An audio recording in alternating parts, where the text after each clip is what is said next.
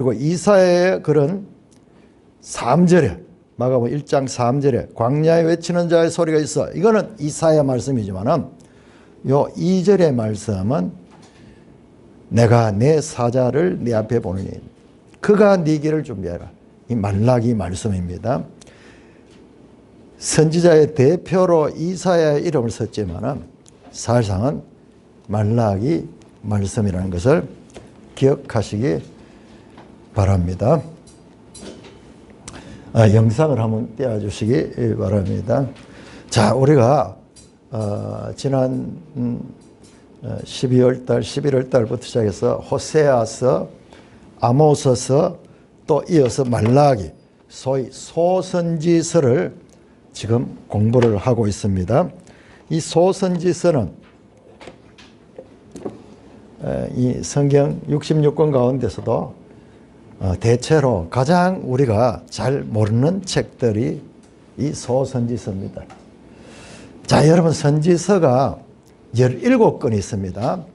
이사야, 에레미야, 그 다음에 에스겔, 다니엘, 그 다음에 호세아부터 말라기까지 12권 합쳐서 16권이 되죠.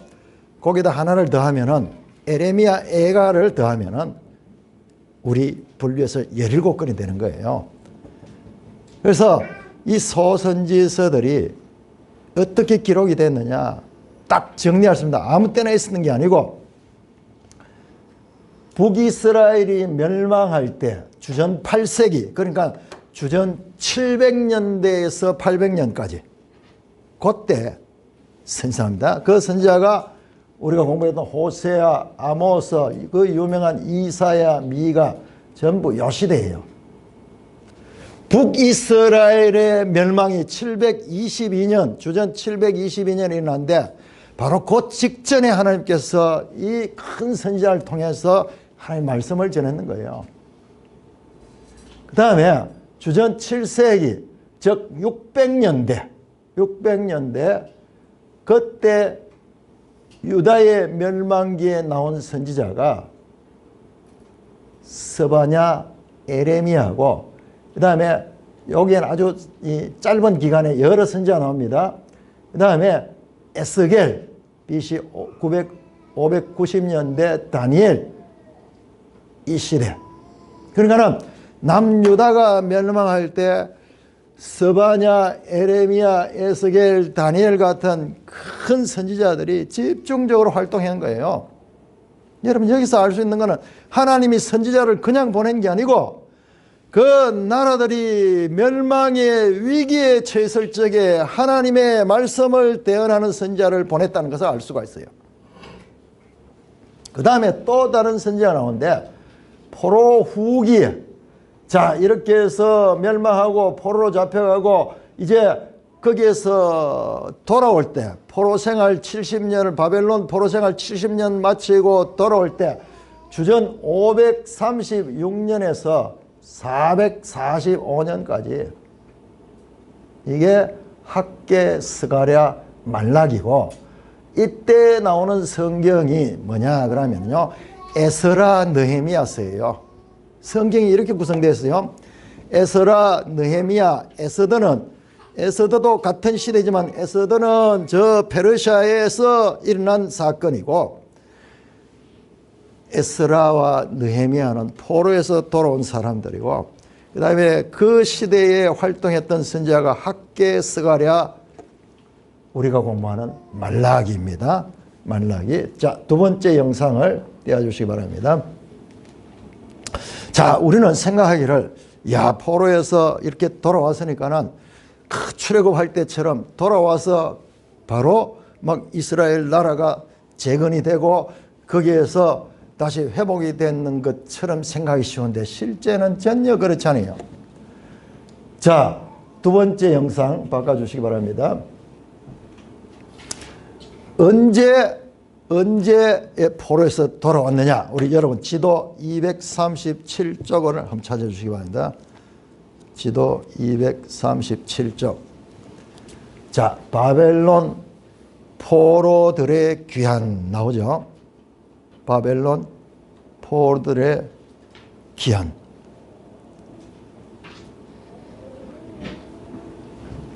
자, 이때 활동한 선지자가 아니고 활동한 지도자가 스룹바벨과 요 대제사장이고, 스룹바벨은 총독으로 옵니다. 총독.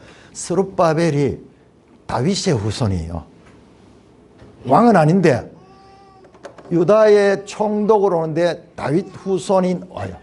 이것도 아주 의미심장합니다. 자, 그러면 그리고 그들이 와서 제일 먼저 하는 것이 성전을 다시 짓는 거예요. 무너진 성전을 다시 짓고 그 다음에 그것을 완성하는 건데, 그 성전 재건을 위하여 보내진 선지자가 학개와 스가랴고, 이때가 주전 520에서 516년에 성전이 완공이 됩니다. 그러면은 오늘 우리 말라기는 언제냐? 이로부터도 70여 년이 지난 후에요. 에스라, 느헤미야, 주전 458년, 445년, 이분들이 두 번째 돌아옵니다. 첫 번째 이 무리가 돌아오고 두 번째 돌아오는 무리들이 이 에스라와 느헤미야입니다. 두 번째 기한. 이때 활동한 선지자가 말라기예요. 그러니까 구약 성경 역사 가운데 가장 끝에 있는 거예요. 그래서 성경 제일 끝에, 구약 성경 제일 끝에 말라기가 있는 것입니다. 여러분 자세하게 지도 237쪽에 잘 기록이 되어 있습니다. 1기, 2기, 3기 되어 있죠. 자, 1기와 2기 사이에는 약 70년 또는 80년의 간격이 있습니다. 자, 1기 연대를 보세요. BC 538년. 2기를 보세요. 2기는 BC 458년. 그러니까 한 80년 차이가 있잖아요. 3기는 보세요. 3기는 BC 444년. 그러니까 2기하고 3기는 한 10년 남짓 차이가 나고 1기와 2기 차이는 엄청난 70년, 80년의 간격이 있는 거예요. 그럼 포로에서 돌아왔다고 다 돌아온 것도 아니에요. 다 돌아온 것도 아닙니다. 여러분 1기에 돌아온 사람들이 5만 명이 채되지 못해요. 5만 명이 채되지 못하고 2기에 돌아온 사람은 1,500명밖에 안, 1,500명. 3기는 수가 안 나와요. 아마 아주 소수인 것 같아요. 소수인 것 같아요. 그래서 우리가 생각할 적에 저 바벨론 포로에서 이스라엘 백성들이 갔다가 다 돌아온 줄 생각하는데 천만의 말씀, 거의 대다수 포로로 잡혀가는 사람들은 그 나라에 동화되어서 거기에 결혼하고 거기에 사업하고 거기에 직장을 가지고 그 땅에서 돌아오지 않았습니다. 그래서 그냥 우리가 포로에서 돌아온다 이렇게 뭐 성경에 나오니까 생각하는데 실제적으로 거기에서 돌아온 사람은 극소수예요. 극소수. 출애굽할 적에 남자만 60만 명이 나왔거든요. 남자만 60만 명이니까, 그것도 성인 남자만 60만 명이니까 여자와 어린아이와 노인들까지 다 합치면은 수가 200만에서 300만까지 보는데, 출애굽할 때 이스라엘 민족과 바벨론 포로에서 돌아온 민족은요, 비교할 수 없을 정도로 초라한 작은 무리가 돌아왔다는 것을 알아야 됩니다. 여러분, 우리가 말라기하고 우리 앞에서 바로 공부했던 호세아와 아모스. 자, 호세아와 아모스는 아까 나왔던 그 가운데서 북이스라엘이 멸망하기 전에 활동했던 선지자예요. BC 750년경 북왕국 여로보암 시대에 호세아나 아모스는 동일하게 그 시대에 활동해서 선지자입니다. 자, 그 다음에 우리가 지금 말라기를 하고 있는데, 말라기는 주전 450년경 보면요, 말라기와 앞에 나오는 아모스와 호세아 간격이 300년 간격이 있어요. 300년 간격. 그러면요, 우리로 치면은 저 조선시대예요. 조선시대와 지금 우리 현재와의 차이가 날 정도로, 성경으로 보면 바로 옆에 붙어 있지만은 실제 그 시간적, 환경적 간격은 그렇게 멀리 떨어져 있다는 것을 알아야 됩니다. 성경을 볼 때에 이런 배경을 모르면요, 마치 막 이어서 나오는 것처럼 그렇게 생각하기 쉬운데 그렇지 않아요. 이 300년 기간 동안에 무슨 일이 있습니까? 북이스라엘이 멸망했죠. 722년 주전에. 그 다음에 남아있던 남유다도 그로부터 백수십 년 후에 또 BC 586년에 바벨론에서 망했죠. 뿐만 아니라 바벨론에서 망하고 바벨론 포로 시간 70년을 지나고 그 포로 생활도 끝나고 바벨론이 바사의 고레스에 의해서 멸망되어서 주전 539년에 이스라엘이 포로에서 해방되는 사건들도 이 300년 기간 속에 일어났던 중요한 사건들입니다. 여러분, 이스라엘이 바벨론 포로로 잡혀갔다가 그 나라로 귀환한 이 사실 그 자체는 아주 놀라운 일입니다. 왜냐하면 이스라엘이 자신들의 힘으로 귀환한 것이 아니기 때문에. 바사 제국, 즉 페르시아 제국이라는 나라가 일어나 가지고 저 위대하다고 소문난 바벨론 제국, 그리고 그 앞서 아수르 제국, 바벨론과 아수르 제국이 이 메소포타미아 강을 끼고 일어난 강대국인데 그들을 무너뜨리고 저 이란 고원에서 출발한 메데 바사족의 그 이 왕이었던 고레스에 의해지고 바벨론이 망하고 그 결과 그 고레스가 바벨론 포로로 있던 이스라엘 백성들을 본국으로 돌아보내게 하였던 것입니다. 여러분, 이것은요 마치 우리나라가 일본 제국주의 식민지로 있다가 해방된 것과 동일해요. 역사를 보면요, 여러분, 우리나라가 독립운동을 해가 해방이 됐습니까? 아니에요. 제2차 세계대전이 일어나고 저 미국, 영국, 저 유럽의 일부 연합군들과 저 소련, 러시아, 소련과 합친 이 연합군들과 독일, 이탈리아, 일본 같은 이와 같은 전쟁을 일으킨 이 나라들이 전쟁에서 결국 독일과 이탈리아와 일본이 마지막으로 망하고 미국에서 보낸 원자폭탄 2대로 인해 가지고 일본이 완전히 항복하고 그 덕에 우리가 해방이 된 거예요. 그때 우리만 해방이 된 것이 아니라 아시아 여러 나라들과 아프리카 여러 나라, 유럽이나 강대국의 식민지로 있던 나라들이 그때 해방이 된 거예요.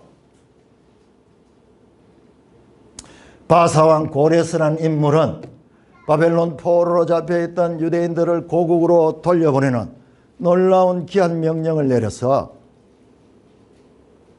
스룹바벨과 제사장 여호수아를 앞세우고 1차 포로에서 귀환을 했습니다. 귀환한 그 유대인들이 첫 번째 한 일은 무엇이냐 하면 성전을 재건한 거예요. 바벨론에서 완전히 파괴되고 무너진 그 성전을 재건하는 일이었습니다. 여러분, 그게 뭐예요? 우리가 지난번 공부한 아모스 9장 다시 한번 열어보세요. 아모스 9장 마지막 장, 마지막 단락 9장 11절에 그날에 내가 다윗의 무너진 장막을 일으키고 그것들의 틈을 막으며 그 허물어진 것을 일으켜 애적과 같이 세우겠다. 아모스는 주전 750년이죠. 그러니까 이 말씀대로 516년에 주전 516년에 무너진 성전을 다시 세우는 일을 바로 1차 포로에서 귀환했던 스룹바벨과 대제사장 여호수아가 중심이 되어서 성취했던 것입니다.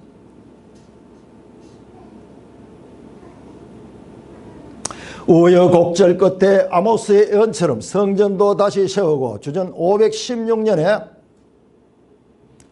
레인을 중심으로 한 성전 제사 제도도 다시 성전이 무너졌으니까요. 그 성전에서 봉사한 레인들, 제사장들 전부 실업자가 돼가지고 뿐만 아니라 그들이 포로도 잡혀가고 이렇게 해서 이스라엘의 제사 제도 자체가 없어졌는 거예요. 그러나 포로에서 돌아온 지도자들이 제사 제도를 다시 회복합니다. 우리 한번 찾아볼까요? 에스라 6장을 한번 찾아보세요. 에스라 6장.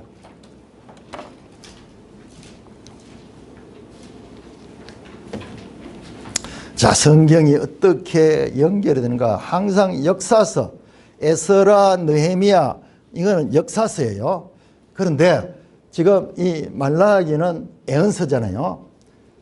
항상 역사서와 예언서를 연결해서 그렇게 봐야지 제대로 성경을 보게 됩니다.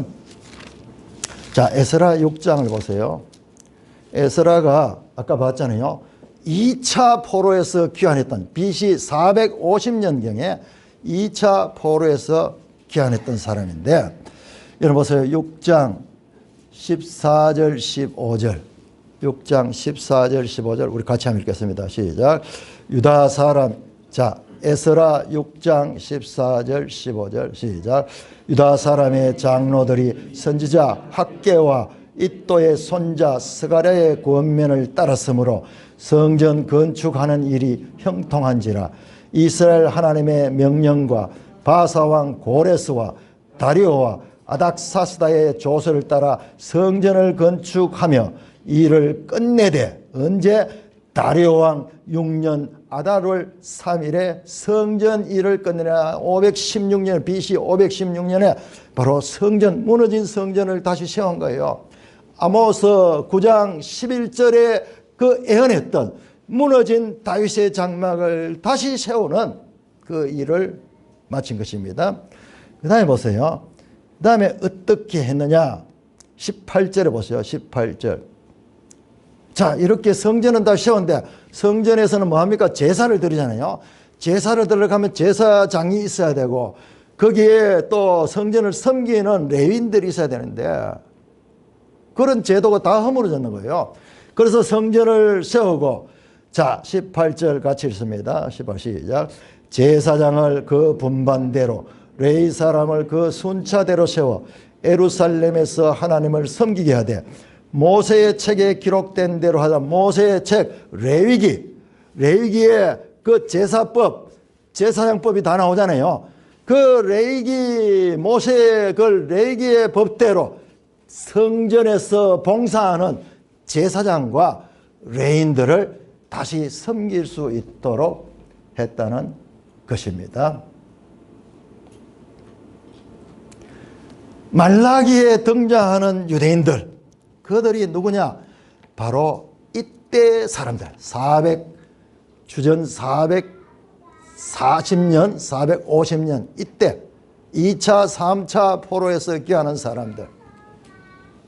그런데 이 사람들과 포로에서 처음 귀환했던 포로 1세대, 이 사람들과의 차이는 시간적으로 70년, 80년의 차이가 있어요.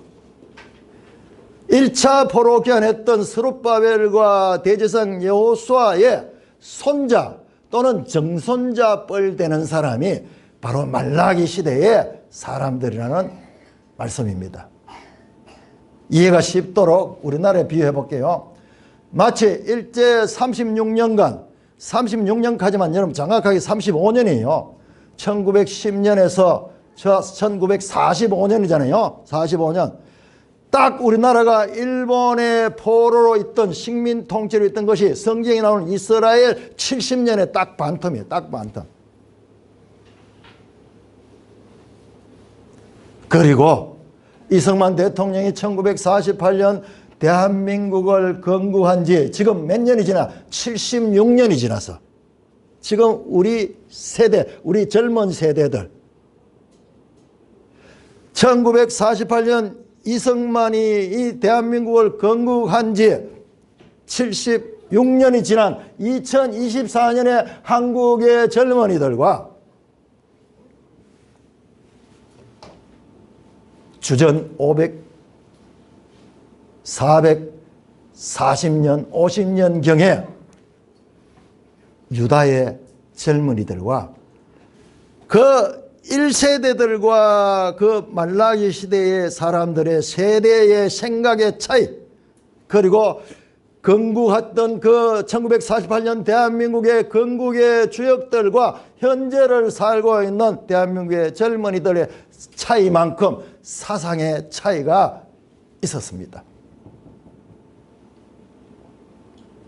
그 말라기라는 책을 읽으려면요, 이런 제가 간략하게 했지만 이런 배경, 역사적 배경, 이와 같은 것에 대한 기초 이해가 없으면요, 아무리 읽어도 무슨 말인지 몰라요.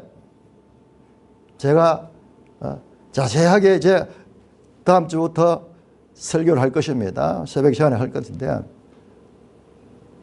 엄청 준비를 했어요. 이제 성경이 좀 보이기 시작하는 거예요. 과거의 부흥사들이요, 말라기를 인용하는데 뭘 인용하냐? 말라기 3장 8절에 12절에 나오는데, 11조 하면 복 받는다 그러면서, 네가 11조 하면 해봐라, 흔들은 넘치게 복을 줄 것이다. 늘 말라기 그러면 생각 인용되는 게 11조 하면 복 받는다는 그 말씀입니다.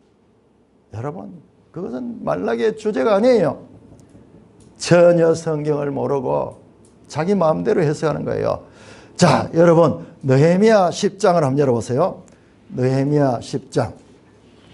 제가 말씀드렸죠. 이 말라기와 연관되는 역사서는 에스라, 느헤미야서, 에스라, 느헤미야서. 포로에서 돌아온 후에 이스라엘 역사를 기록한 에스라와 느헤미야서입니다. 느헤미야 10장 36절에서 39절까지 제가 시간이 없어서 간략하게 제가 읽겠습니다. 10장 36절 보세요. 성전에 이제 제사장이나 레인들이 성전에서 봉사하는데 그들이 생계가 돼야 돼. 그래서 모세의 법에는 그들에게는 이스라엘 백성들이 드리는 제물이나 11조를 가지고 그들이 생활하도록 했습니다. 그래서 36절 보세요. 끝에 우리 하나님의 전에서 섬기는 제사장들에게 그와 같은 제물을 주는 거예요. 그들이 생활할 수 있도록. 37절 보세요. 중간에 보세요. 또 우리 산물의 11조를 레위 사람들에게 주는 거예요. 그래야지 이 사람들이 안정되게 성전에서 봉사할 수 있는 거예요. 이 레위 사람들은 우리 모두의 성읍에서 산물의 11조를 받는 자이고, 38절에 레위 사람들은 11조를 받을 때 아론의 자손 제사장 한 사람이 함께 있을 것이요, 레위 사람들은 그 11조의 10분의 1을 가져가 우리 하나님의 전 곳간 여러 방에 두고 이 11조를 가지고 그렇게 분배를 해가지고 생활한다는 말입니다. 39절 보세요. 39절. 이렇게 11조와 제물들을 제사장과 레위인들에 주는 이유가 39절 보세요. 마지막에 그리하여 우리가 우리 하나님의 전을 버려두지 아니할 것이다. 무슨 말이냐 그러면은 이 성전에 봉사하는 레위인들과 제사장들이 생활할 수 있도록 그들에게 생활비를 제공함으로 말미암아 그들이 이 성전 일을 버리고 나가서 자기가 직장 스스로 먹고 살기 위해서 농사를 짓거나 딴 데 취직하거나 이렇게 하지 않고도 하나님을 섬길 수 있도록 우리가 우리 하나님의 전을 버려두지 아니하라. 그들이 전을 안정되게 섬길 수 있도록 하려고 이와 같은 11조 제도와 그리고 이 제물들에 바치는 그런 제도를 확립했는 거예요. 그런데 보세요. 13장 한번 보세요. 느헤미야 13장 10절. 자, 그렇게 해서 제도를 정비하고 레인들을 세우고 아까 나왔듯이 제사장들의 순번을 정하고 레인들의 어떤 그 배치를 통해 가지고 끊임없이 성전의 봉사가 쉬지 않고 이어질 수 있도록 그렇게 제도를 만들고 즉 그 일환으로 그들의 몫을 이렇게 나누었는데 13장 10절 보세요. 그런데 어떻게 됐는가? 이 느헤미야가 잠시 떠나가지고 이 페르시아의 본국에 소환이 돼가지고 갔다가 돌아와 보니까는 어떻게 일어나냐. 10절 보세요. 3절 10절. 내가 또 알아본즉 레위 사람들의 받을 목을 주지 아니하였으므로 그 직무를 행하는 레위 사람들과 노래하는 자들이 각각 자기 밭으로 도망갔다. 그 제사장과 레위 사람들이 성전에서 봉사하는데 그들의 필요 생활할 수 있는 그런 것을 제공해 주니까 이 사람들이 전부 자기들이 돈벌이하러 갔는 거예요. 11절 보세요. 내가 모든 민장들을 꾸짖어 이르기를 하나님의 전이 어찌하여 버림바 되었느냐. 하나님의 전에 섬기는 사람이 없는 거예요. 여러분, 사람이 살지 않는 집은요 폐가가 되는 거예요. 성전이 어렵게 재건한 성전이 그와 같이 변했는 거예요.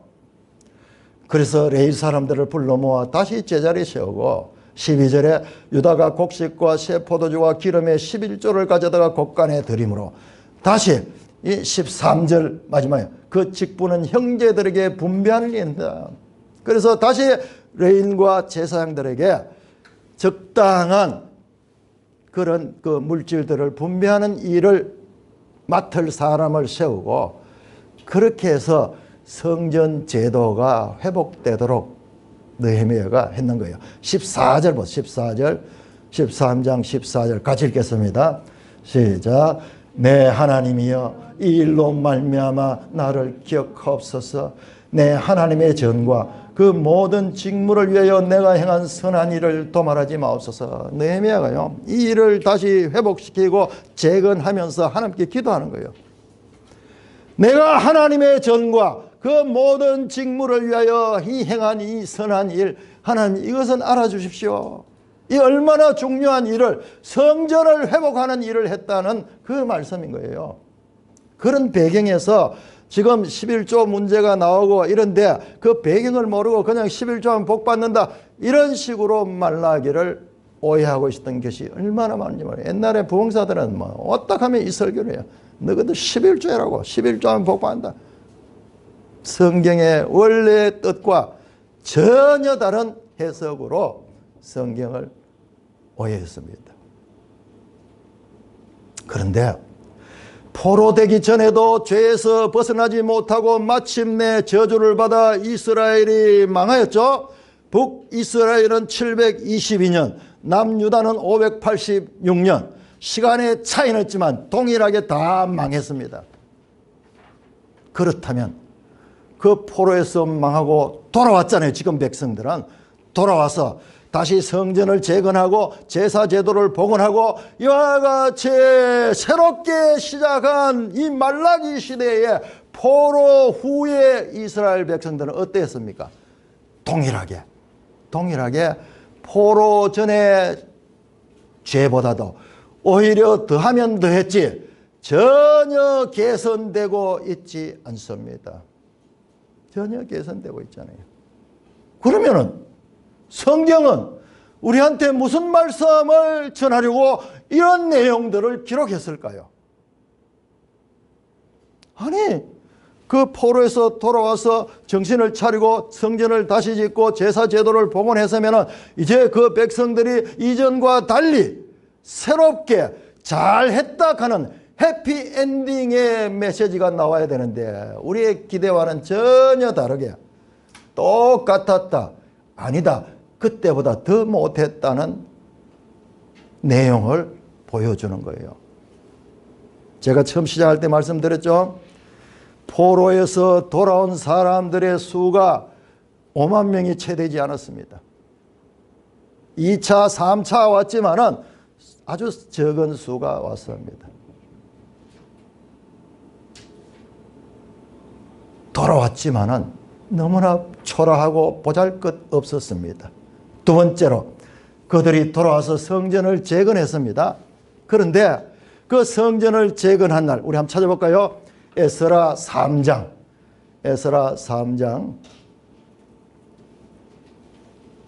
여러분 이런 배경을 알면요 말라기는 말라기대로 이 에스라 느헤미야 다 연결이 되는 거예요. 자, 에스라 3장 10절에서 13절 성전을 재건하기 위해서 성전의 기초를 놓는데 아주 특이한 현상이 일어납니다. 자, 3장 10절부터 10절부터 13절까지 교독해 보겠습니다. 에스라 3장 10절. 건축자가 여호와의 성전에 기초를 놓을 때 제사장들은 애복을 입고 나팔을 들고 아삽 자손 레위 사람들은 제금을 들고 서서 이스라엘 왕 다윗의 규례대로 여호와를 찬송하되 찬양으로 화답하며 여호와께 감사하되 주는 지극히 선하시고 인자하시니 이스라엘을 영원하시도다 하니 모든 백성이 여호와의 성전 기초가 놓이므로 여호와를 찬송하며 큰 소리로 즐거이 부르며 제사장들과 레위 사람들과 나이 많은 족장들은 첫 성전을 보았으므로 이제 이 성전의 기초가 놓임을 보고 대성통곡하였으나 여러 사람은 기쁨으로 크게 함성을 지르니 백성의 크게 외치는 소리가 멀리 들리므로 즐거이 부르는 소리와 통곡하는 소리를 백성들이 분간하지 못했더라. 무슨 말이냐? 여러분, 포로에서 돌아온 사람들 가운데 성전을 재건할 적에 나이 많은 사람들, 포로로 잡혀갔을 때 원래 망하기 전에, 파괴되기 전에 솔로몬 성전을 기획했던 늙은이들은 이 성전을 재건하는 걸 보고 대성통곡했는 거예요. 슬퍼서 우는 거. 왜? 솔로몬 성전의 그 영광에 비하면 너무나 초라한 모습의 성전이기 때문에 그랬던 거예요. 반대로 젊은이들은 성전을 보지 못하니까 힘써 이렇게 해서 성전을 지었는데 그걸 보고 기뻐서 찬송하고 있는, 그래서 13절에 즐거이 부르는 노래와 그리고 통곡하는 소리가 동시에 울려 퍼졌다는 내용입니다. 그만큼 새로 재건된 성전은 첫 솔로몬 성전에 비하여 초라하였다는 말씀합니다. 자, 그렇다면 성경의 마지막 책 말라기가 우리에게 말씀하고자 하는 뜻이 무엇이냐? 포로에서 돌아와도 백성들은 더 죄된 일을 하고 성전을 새로 세워도 성전을 제대로 제사도 드리지 않고 제사장 제도와 레위인 제도를 무시하고 이 레위인들과 제사장들이 딴 일을 하도록 만들고 성전이 황폐하도록 만드는, 그래서 어쨌다는 거야. 도대체 구약 성경이 말씀하는 것이 무엇일까요, 여러분들? 여러분, 그 답이 말라기 3장 1절에 나옵니다. 3장 1절.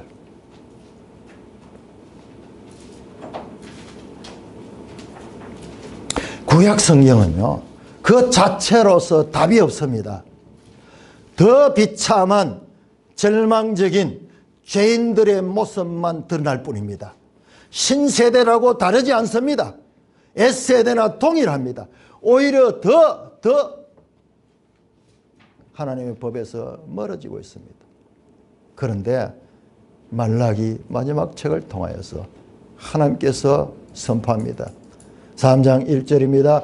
만군의 여호와가 말하노 보라, 내가 내 사자를 보내니 그가 내 앞에서 길을 준비할 것이요 너희가 구하는 주가 갑자기 그의 성전에 임하시니 곧 너희가 사모하는 바 언약의 사자가 임하실 것이라. 여러분, 두 사자가 나옵니다. 헷갈리면 안 됩니다. 첫째, 내가 내 사자를 보내고 이 사자는 내 앞에서 길을 준비하는 길잡이예요. 길잡이. 왕이 행차하면은 그 앞에 길잡이가 나와서 물러거라 그러면서 그렇게 길을 평탄케 하는 일을 하는 왕의 출동에 길잡이 역할을 하는 것이 내 사자예요. 그런데 그 사자가 준비하는 분은 누구냐? 주님이 갑자기 성전에 나온 주님이고 그가 누구냐? 언약의 사자가 온다는 거예요. 두 사자입니다. 내 사자는 길잡이 사자고 그리고 마침내 오는 언약의 사자는 주님이십니다. 주님.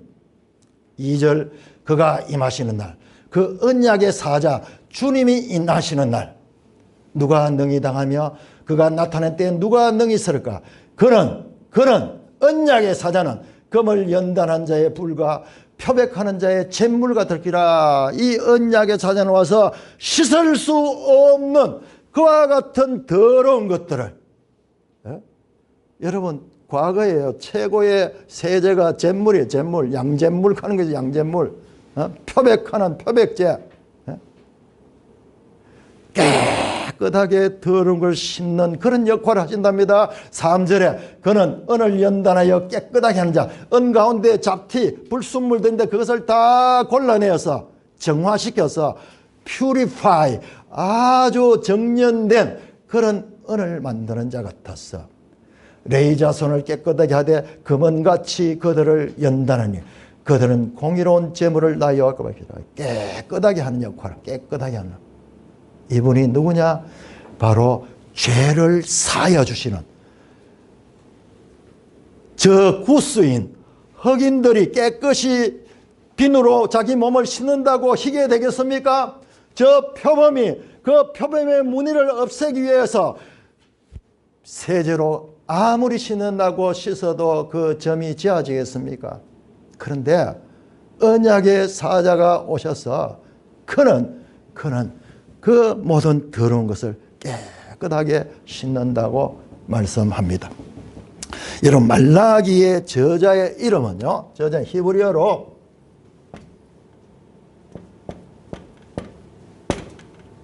말라키입니다. 말라크 하는 게 이게 뭐냐 그러면 이게 사자예요. 사자. 영어로 메신저입니다.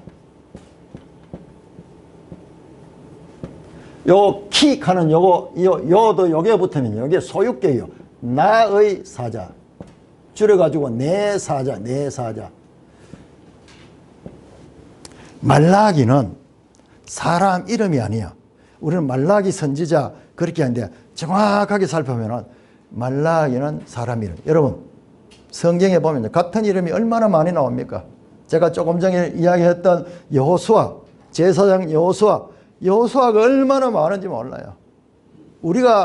우리나라 이름도 따지고 보면 전부 제 이름도 좀 희생 이름이 많지 않은데 그래도 전국적으로 그러니까 많이 있어요. 많이 있어요. 근데 말라기라는 이름은 어디에도 나오지 않아요. 딱 요 구약성경. 이거요. 그대로 뜻을 보면 내 사자예요. 내 사자.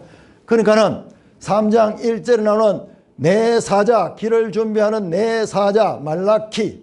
영어로 my messenger. 하나님의 메신저. 하나님의 뜻을 전하는 자라는 뜻이에요. 그냥 사람 이름이 아니라 내 사자, 하나님의 사자라는 거예요. 그것을 더 확인시켜 주는 것이 구약 성경, 히브리 성경을 헬라어로 번역한 70인역에 70인역 앙겔로스 아우토, 앙겔로스 하는 게 사자거든요. 사자, 아우토, 그의 사자, 즉 하나님의 사자라고 번역을 했습니다. 보통 고유명사 이름 같으면요, 말라기 같으면 말라기로 쓰는데 그렇지 않아요. 뜻을 해석했어요. 나의 사자, 그의 사자, 주의 사자라고 그렇게 번역했습니다. 여러분, 제가 오늘 시작하면서 마가복음과 말라기를 연결해서 봤는데요. 말라기와 마가복음은요, 400년 간격을 두고 있는 책입니다.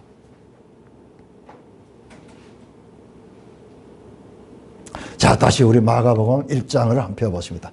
마가복음 1장. 여러분, 마가복음은요, 구약 복음서 가운데 가장 먼저 쓰여진 책이라는데 모든 학자들이 동의합니다. 우리 순서에서는 마태복음 다음에 나오지만 실제로 가장 먼저 쓰여진 책이 마가복음이에요. 자, 그렇다면 한번 보세요. 구약의 마지막 책인 말라기와 신약의 복음서의 첫 번째 책인 마가복음이 이렇게 연결되잖아요. 마가복음 1장 1절 하나님의 아들 예수 그리스도 복음의 시작이라. 예수 그리스도의 복음의 시작인데 누구? 2절 나왔죠. 아까 말씀드렸죠. 보라 내가 내 사자를 내 앞에 두니 그가 내 길을 준비하라. 내 사자 말라키를 예수님 앞에 보내는 거예요. 그래서 그가 하는 역할이 뭐냐? 7절 보세요. 7절. 그가 전파하여 이르되 나보다 능력 많으시니가 내 뒤에 오으니 나는 굽혀 그의 신발끈을 풀기도 감당하지 못하라. 그는 자기를 전파하는 것이 아니라 내 뒤에 오시는 그분을 전가하는 거예요. 8절 같이 읽읍시다. 마가복음 1장 8절 시작. 나는 너에게 물로 세례를 베풀었구나. 그는 너에게 성령으로 세례를 부를 것이다. 베풀 것이다. 나는 세례 요한은 물 세례를 줬지만은 그 내 뒤에 오시는 그분은 성령으로 세례를 주실 것이다. 여러분 누가복음 1장을 찾아보세요. 누가복음 1장. 누가복음 1장 17절. 누가복음 1장 17절. 이런 말라기 4장을 매일 성경 찾아주시고요. 매일 성경 말라기 제일 마지막 절 비우세요. 자, 누가복음 1장 17에서 제일 먼저 누가복음은 세례 요한 기사가 나옵니다. 세례 요한의 아버지가 그 성전 봉사하는 그 직무를 맡았을 적에 장차 그가 아기를 낳지 못하는 사람이었는데 그 집에 세례 요한이 나타날 것을 말씀하시고 1장 17절 그가 또 엘리야의 심령과 능력으로 주 앞에 먼저 와서 엘리야의 심령과 능력으로 여러분 말라기 4장 보세요. 4장에 보시면은 엘리야가 온다고 말씀합니다. 엘리야가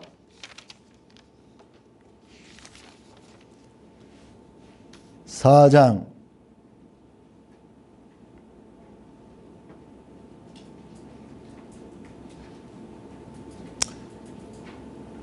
5절에 보세요.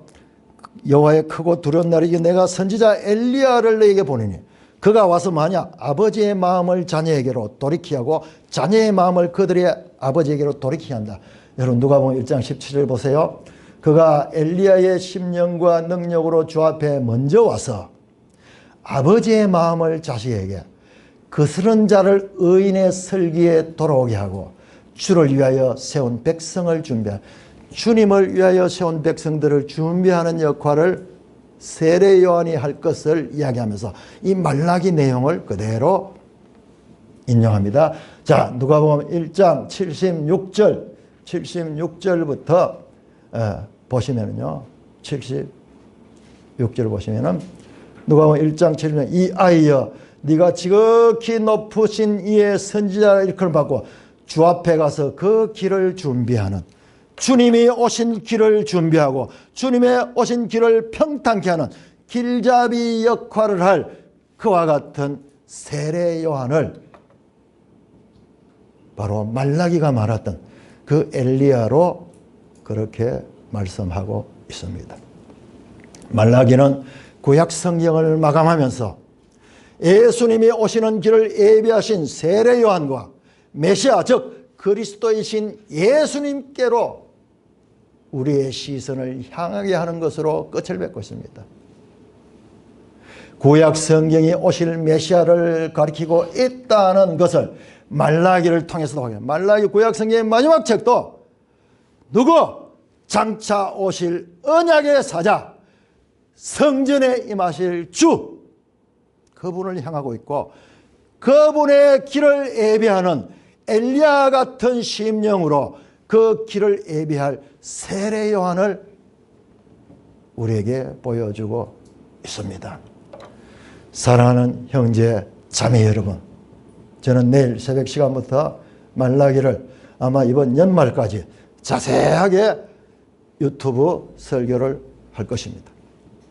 말라기는 4장으로 구성된 짧은 책이지만 오늘 살짝 보았듯이 신약과 구약을 연결하는 중요한 역할, 왜 말라기가 구약 성경 제일 끝에 있어야 했으며 왜 마가복음이 복음서 가운데 가장 먼저 서여져야 했던가를 알 수 있는 성경의 이와 같은 유기적인 관계를 알 수 있는 놀라운 그와 같은 것들을 우리가 볼 수 있었습니다. 뿐만 아니라 이 말라기는 유다 역사의 마지막 시대에 주어진 하나님의 구속사의 깊은 의미들을 담고 있습니다. 우리는 지난 11월 달부터 디모데 전후서, 호세아서, 아모스 연결해서 말라기를 공부하고 있습니다. 각각의 책들이 하나님의 구원의 경륜을 담고 있으면서도 서로 연결되는 것을 우리는 확인할 수 있습니다. 성경은 여러 시대에 저 호세아나 아모스보다 300년 후에 우리를 치면 생각해 보세요. 저 조선시대에 정조 영조 시대에 그렇게 차이가 있어. 그런데 우리 책으로 엮어놓으니까 바로 옆에 있는 것처럼 보이지만 그럼에도 불구하고 이 책들이 유기적인 연관을 가지고 구약에서 신약을 향하여 손을 내밀고 있는 그와 같은 모습을 볼 수 있습니다. 그래서 성경을 하나님의 말씀이라고 부르는 거예요. 여러 시대에 여러 사람이 기록한 책인데도 불구하고 왜 하나님의 말씀이 되는가 성경이. 여러분 바로 이와 같은 성경의 유기적인 관계, 이 모든 성경이 예수 그리스도를 향하고 있는 그와 같은 구속사적인 연속성 때문에 그런 것입니다. 이는 사람의 지혜로서 편집한 게 아니에요. 하나님의 지혜가 이 66권의 전혀 다른 책들을 이와 같이 배치해서 하나님의 뜻을 우리에게 전하고 있는 것입니다. 그리스도인들 뿐만 아니라 온 세상 인류는 지금까지 인류가 가졌던 책 가운데 가장 위대한 책을 성경이라고 부르는데 다 동의를 합니다. 왜냐? 성경은요, 이때까지 있었던 어떠한 책들보다도 인류 역사상 타의 추종을 불허하는 압도적 베스트셀러가 성경입니다. 그럼에도 불구하고 이 성경이 가지는 감추어진 의미들을 제대로 아는 사람들은 극히 소수에 불과합니다. 새해 더욱더 하나님 말씀을 알고자 하는 주를 향한 열심으로 책 속에 담긴 진리의 광맥들을 켜내어 하나님의 자녀들에게 베풀어 주신 하나님의 신령한 기업들을 누리시는 모든 산돌교회 되시기를 주님의 이름으로 축원합니다. 오 하나님 아버지 은혜를 감사합니다. 하나님의 말씀이 이와 같이 서로 연속성을 가지며 유기적인 관계를 가지며 하나님의 뜻을 드러내는 책임을 볼 수 있도록 인도해 주시니 감사를 드립니다. 이와 같은 하나님의 진리를 깨닫게 되면 성경에서 성경으로 사람의 이야기, 사람들의 재미있는 이야기, 사람들이 해석하는 이야기 하나, 성경이 말씀하는 그 말씀의 광맥들을 찾아 금을 찾듯이 은을 찾듯이 갈 수밖에 없도록 성경이 우리를 이끌어가는 것을 느낍니다. 우리 산돌의 지체들 모두 진리의 영의 도움을 받아 이와 같은 하나님의 말씀에 신령한 보화들을 캐내어 소유하며 삶으로 살아내는 하나님의 자녀들 되게 하여 주시옵소서. 예수님 이름으로 감사하며 기도드리옵나이다. 아멘.